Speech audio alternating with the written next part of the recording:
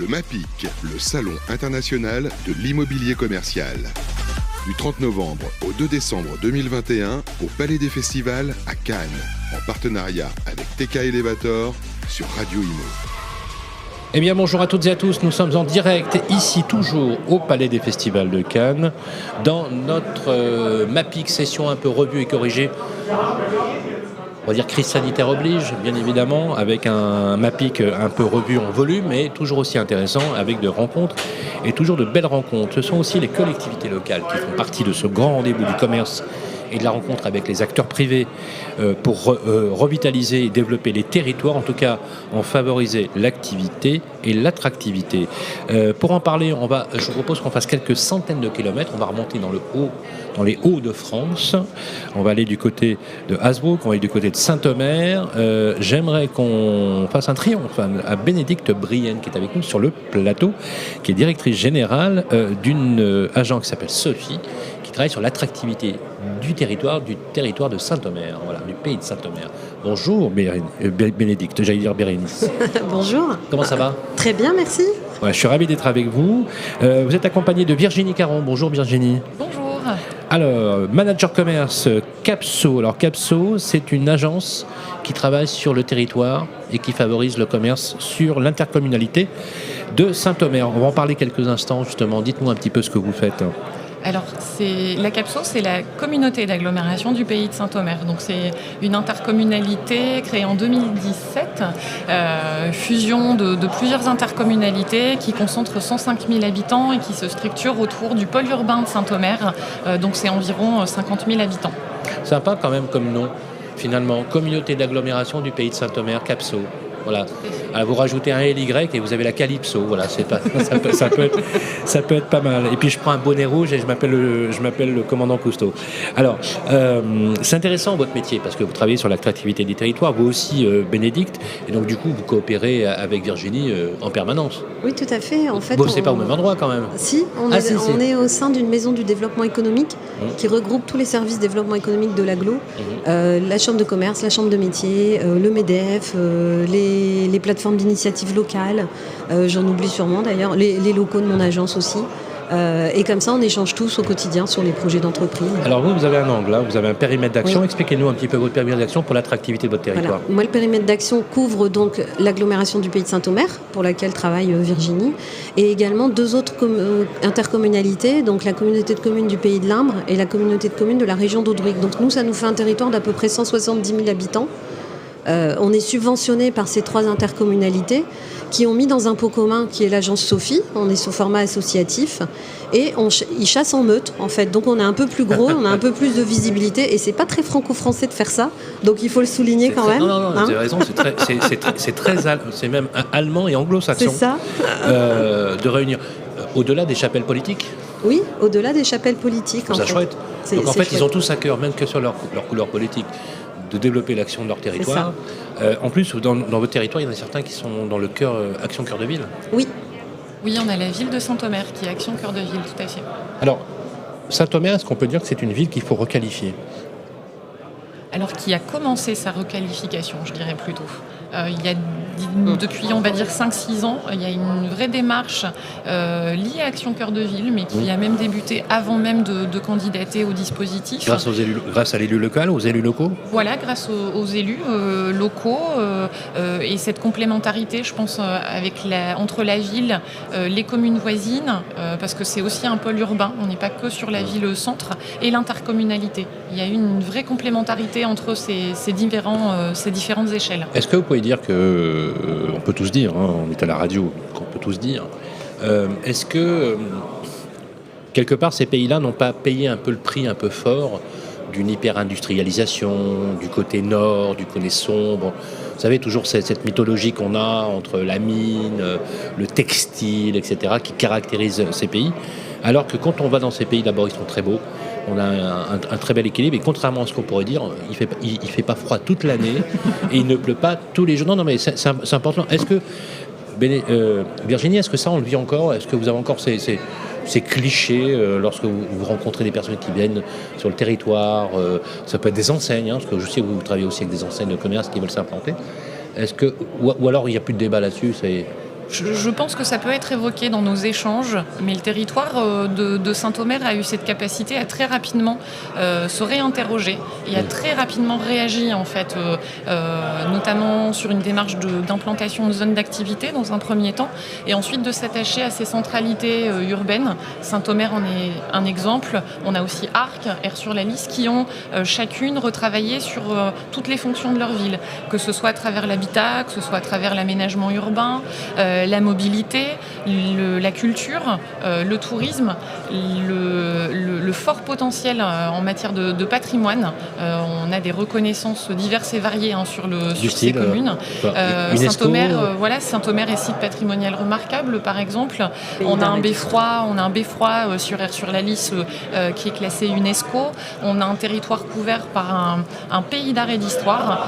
On avait initialement que la ville de Saint-Omer. On a eu une extension il y a maintenant 5-6 ans à l'échelle du pays. Donc on a une démarche de valorisation de ce patrimoine. Les beffrois, on les trouve que dans le Nord. Alors le Nord, la Belgique, les Pays-Bas de mémoire. En fait, c'est ce qu'on appelle un campanile.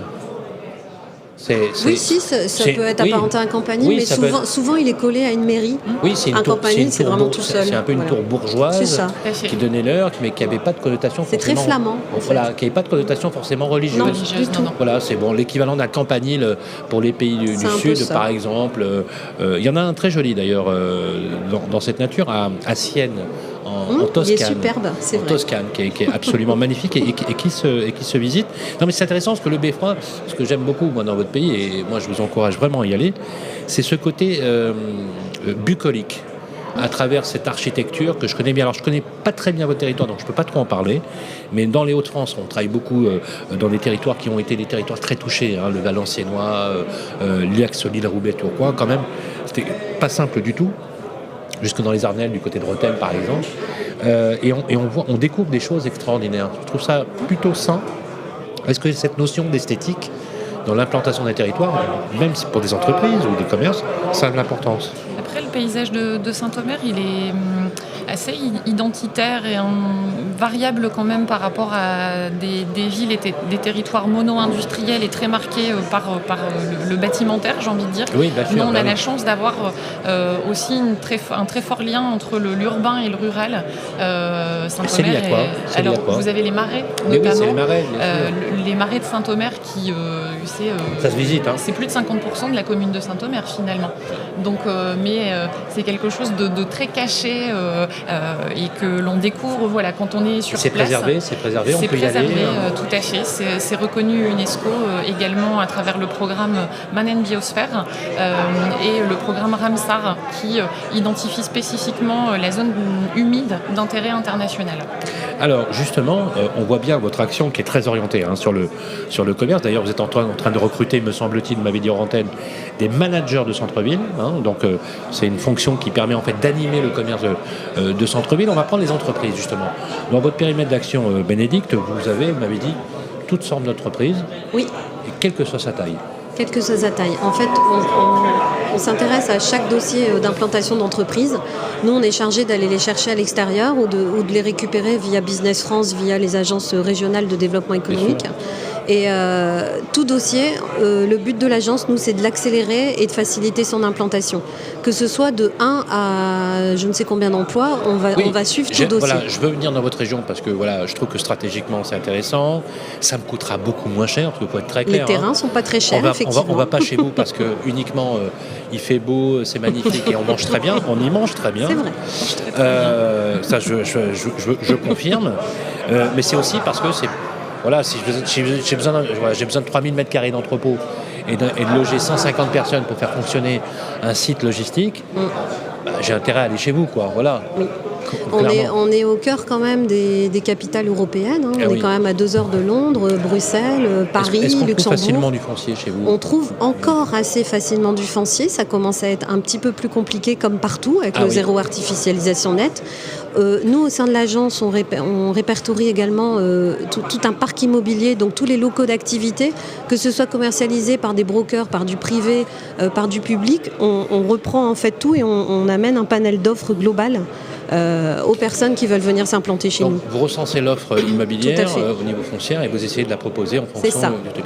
Alors, une entreprise, je dis une autre chose, une entreprise de services informatique qui a besoin de structures tertiaires, plutôt bien placées, cœur de ville, possible aussi. C'est possible, et si jamais il n'y a pas, on peut s'arranger pour lui faire construire quelque chose assez rapidement. On est en lien en permanence aussi avec la sous-préfecture. On a la chance d'avoir une sous-préfecture à Saint-Omer.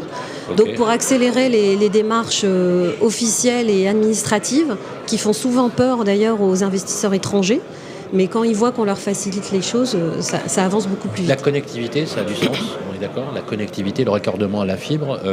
Justement, Virginie, est-ce que ces sujets-là sont évoqués ? Est-ce qu'on vous pose dans la short list des installations pour le commerce, bien évidemment, la connectivité, il n'y a plus de sujet? Il n'y a plus de sujet dans le sens où les grosses villes régionales ont été desservies très rapidement et il y a eu un travail très spécifique dans les Hauts-de-France pour desservir les communes plus rurales et où les opérateurs, pour n'en citer qu'un, Orange, s'orientaient plutôt dans ces grosses villes. Le territoire et au-delà, les Hauts-de-France ont mené vraiment un travail spécifique sur les communes plus rurales et globalement, et pour l'avoir vécu, moi je suis plutôt sur une commune rurale, j'ai eu la fibre disponible en même temps que Saint-Omer, pour vous donner un peu. C'est pas une question de sujet aujourd'hui. Alors ça, c'est une question cruciale. Elle revient systématiquement, cette question. On est d'accord que chaque entreprise qui vient chez vous, elle vous le dit, d'ailleurs, elle vous le dit, il faut que vous ayez, faut que ce soyez hyper raccordé, quoi. Oui, c'est clair. De toute façon, il n'y a pas de défaut. Donc, comme vous dites, il n'y a même plus de sujet parce il n'y a plus de sujet, il n'y a plus de débat. Vous n'êtes pas une zone blanche. On ne pose même plus la question. Vous n'êtes pas une zone blanche. Sur l'Interco, vous êtes capable d'installer des entreprises sur les 53 communes, donc il n'y a aucun problème là-dessus. D'accord. Dernière question, justement, par rapport à ça. Alors, on voit bien l'attractivité du territoire par rapport au plan d'Action Cœur de Ville. D'ailleurs, le plan d'Action Cœur de Ville, je rappelle quand même que c'est 5 milliards d'investissements avec des partenaires comme Action Logement pour le logement. Est-ce que dans les cœurs de ville que vous animez, vous ressentez, après Covid, un rebond d'activité? Est-ce que ces territoires on vous a toujours appelé des villes moyennes ou des villes intermédiaires? Bon, c'est pas forcément le meilleur des termes. Moi, je préfère le ville en devenir, vous voyez, ville en développement, avec une vraie richesse de base. Est-ce que vous observez qu'il y a comme un retour, vous le sentez peut-être avec les Lillois, peut-être avec les Parisiens, parce qu'on n'est vraiment pas très loin, etc., un rebond à la fois de l'activité, mais aussi du désir? Parce que quand on vient à Saint-Omer et qu'on veut, par exemple, acheter une maison, par exemple, ou avoir un petit bout de jardin sympa, comme on aimerait bien le faire, et qu'on compare les prix d'une maison à Saint-Omer et une maison à Paris, pour le prix d'un tout petit studio à Paris, on a une jolie maison à Saint-Omer, vrai ou faux? Oui, c'est vrai, mais en fait, on a senti, pendant le Covid, on a quand même eu énormément de demandes d'implantation d'entreprises. On n'a pas eu vraiment de baisse. Les délais de décision des dossiers internationaux ont été un peu rallongés, mais on a eu énormément de ventes de bâtiments, d'activités, de demandes sur notre territoire. On en a eu beaucoup.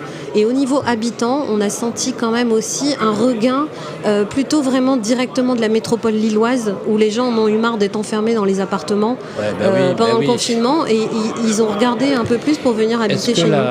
Vous êtes à combien de Lille? On est en train, on est à moins de 50 minutes, et en voiture, moi j'habite Lille et je mets 50 minutes le matin pour venir. Porte à porte. Vous faites Lille à Saint-Omer tous les jours? Oui, mais je n'ai pas de bouchon dans ce sens-là. Extraordinaire. Alors justement, question, si on prend par exemple, on va dire les 3 avantages clés pour une entreprise qui hésiterait entre un territoire métropole de Lille, la métropole de Lille, et votre territoire, qui sont vraiment à une très courte distance. Ça serait quoi? L'attractivité en termes de prix? Oui, l'attractivité en termes de prix et de surface qui peuvent être disponibles. Tout coûte moins cher. On a aussi de la main-d'œuvre qui est quand même disponible, même si aujourd'hui, en attractivité, un taux de chômage élevé, ça pouvait être un synonyme d'attractivité à l'époque. Parce que ça voulait dire qu'il y avait de la main-d'œuvre à embaucher. Bon, heureusement, notre taux de chômage a quand même beaucoup baissé. Bon, sachant que dans la région Hauts-de-France, il reste quand même assez élevé. Mais dans votre territoire, il est de combien, on peut le dire? Dans notre territoire, il est aujourd'hui à 7%. Donc il a quand même énormément baissé. Comme moi, quand je suis arrivée il y a 6 ans, on était à un peu plus de 10% en fait sur le territoire. Enfin, 7%, c'est déjà beaucoup, c'est beaucoup quand même. C'est beaucoup, mais c'est là. Mais proportionnellement, oui, bien sûr. Voilà, proportionnellement. Mais heureusement, parce que on attire énormément d'investisseurs belges qui sont allés à 1 heure de route de chez nous. Chez eux, il n'y a plus de place. Les utilités coûtent très cher. Donc chez nous, c'est vrai que l'eau, l'électricité sont moins chères qu'en Belgique. Et en plus, leur main-d'œuvre, ils sont à 3% de taux de chômage. Donc ils n'ont personne à embaucher. Et le logement, est-ce que vous arrivez à faire face à la demande de logement lorsqu'une entreprise s'installe? Parce que ça, c'est un vrai sujet aussi. Ouais, on y arrive parce qu'en fait, on met aussi en place un accueil, une attractivité des talents. Parce qu'aujourd'hui, on ne peut plus attirer uniquement avec du foncier ou du bâti. Il faut vraiment un global. Donc à la fois les formations et aussi la partie recrutement. Donc il faut qu'on ait tout sur place aussi pour que les cadres puissent s'épanouir. Est-ce qu'on et les vous pose la employés question culture, éducation, tout à fait. école, tout à fait. mobilité, voirie, salubrité? Aujourd'hui, c'est vraiment un tout. On est obligé d'avoir une démarche d'attractivité globale pour pouvoir faire en sorte que les gens non seulement travaillent sur le territoire, donc avec les entreprises ça va, mais qu'ils puissent vivre sur le territoire et scolariser leurs enfants sur le territoire, avoir des activités sportives, des activités culturelles. Donc ça, aujourd'hui, tout est en train vraiment de se valoriser de plus en plus. Depuis 5-6 ans, c'est vraiment quelque chose qui prend un essor terrible chez nous. Est-ce que la courbe démographique, comme je le disais précédemment, a augmenté sur votre territoire? Est-ce que vous avez une démographique qui n'était pas exceptionnelle sur votre territoire et qui commence à prendre des couleurs? Oui, tout à fait. On a une progression du nombre d'habitants. Vous gagnez des habitants sur l'interco? On gagne des habitants sur l'intercommunalité. Il y a eu un temps où c'était plutôt les communes qui gravitaient autour de Saint-Omer et la ville-centre perdait des habitants. Ça s'est inversé. Là, on a un chiffre qui est tombé cette année. Sur les 10 dernières années, on s'installe plus à Saint-Omer qu'on ne le quitte. On est même l'arrondissement qui a gagné le plus d'habitants ces 10 dernières années quand on prend l'échelle du Nord et du Pas-de-Calais. C'est plutôt bon signe. C'est plutôt très bon signe. Ce qui démontre finalement que vos agences sont nécessaires. Qu'on sert à quelque chose.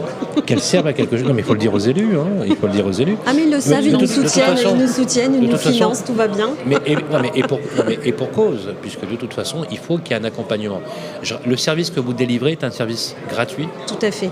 Est un service public. Oui. Vous favorisez les commerçants dans les localités qui font partie de l'intercommunalité, bien évidemment, et de l'agglomération. Et vous avez raison. Parce que c'est une nécessité, il faut les accompagner, et vous accompagnez les entreprises. Donc on voit la conjonction de tout cela. Dernière question, juste comme ça, les professionnels, les promoteurs, le public privé, plus de débat non plus? Ça fonctionne bien, c'est harmonieux? Ça fonctionne de mieux en mieux. C'est vrai qu'à une époque, certains promoteurs sortis de la métropole lilloise s'éteignaient. Aujourd'hui, on en a de plus en plus qui cherchent à venir investir justement sur les territoires plus aux alentours de l'île, parce que c'est aussi... ils sont mieux accueillis. Et voilà, ça se bagarre un peu moins aussi, on ne va pas se mentir. Et puis il y a plus de foncier disponible. Voilà, et on a encore des projets aujourd'hui de requalification. Donc, on a la chance de ne pas avoir beaucoup de friches sur notre territoire, et tant mieux. On ne va pas en réclamer plus. Par rapport à, vous citiez le Valenciennois, Roubaix, ils en ont énormément. Mais aujourd'hui, les quelques friches qu'on a, même sur 2-3 hectares par-ci par-là, on cherche à réurbaniser. Et là, on fait venir les investisseurs qui maintenant viennent vraiment s'entraîner les pieds par rapport à il y a quelques années.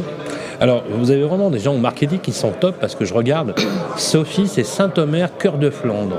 Saint-Omer, Flandre, interface d'entreprise. Oui, Saint-Omer, cœur de Flandre, interface d'entreprise. Non, mais c'est une agence de com qui a bossé dessus Non, en fait, c'était un des élus qui avait trouvé un peu le nom, et Sophie, on s'est dit que ça personnalisait un peu, et tout le monde m'appelle Sophie d'ailleurs. Ouais, je trouve ça génial. Merci en tout cas, c'est un plaisir de vous recevoir. Merci à Virginie Caron. Alors Virginie, manager commerce pour Capso, communauté d'agglomération du pays de Saint-Omer. Bravo. C'est un élu aussi qui l'a trouvé, ça, ou pas? C'est un groupe d'élus et d'habitants qui a participé au choix du nom de la collectivité, oui. Bravo, vous pouvez en savoir plus sur le site internet. Merci à Virginie Caron. Merci à Bénédicte Brienne, comme la célèbre... Vous n'êtes pas originaire de Brienne? Non. Un nom célèbre. Oui, voilà. Tout à fait. Marquez, on connaît Brienne uniquement parce qu'on sait que Napoléon a fait l'école militaire. Sinon, on connaîtrait pas. Mais vous savez qu'il y a aussi un grand chancelier de l'Ancien Régime, Loménie de Brienne. Oui, c'était pas un général de Napoléon aussi qui s'appelait Brienne? Alors il me semble. oui, il y a Brienne, Il me semble. il y a un Brienne Napoléon, un des maréchals de France, un général, et Loménie de Brienne qui était un des chanceliers de Louis XVI. Eh ben, de je ne Louis savais XIV. pas. Voilà, Loménie de Brienne. Voilà, vous avez des noms célèbres. Finalement, très bien pour le territoire. Un territoire qui vaut le coup d'être visité. En tout cas, une chose est sûre, c'est que nous, avec notre Carégie et nos studios, nous irons vous visiter Eh à ben, vous Saint-Omer, serez les puisqu'on a bienvenus. prévu d'aller vers les Hauts-de-France, d'aller sur tout le territoire pour parler logement aussi, beaucoup, et de politique de logement à l'aube des présidentielles. Merci à vous deux. Je vous souhaite un excellent MAPIC. Merci, bientôt. vous aussi, à bientôt. Au revoir. Le MAPIC, le Salon international de l'immobilier commercial. Du 30 novembre au 2 décembre 2021 au Palais des Festivals à Cannes, en partenariat avec TK Elevator sur Radio Imo.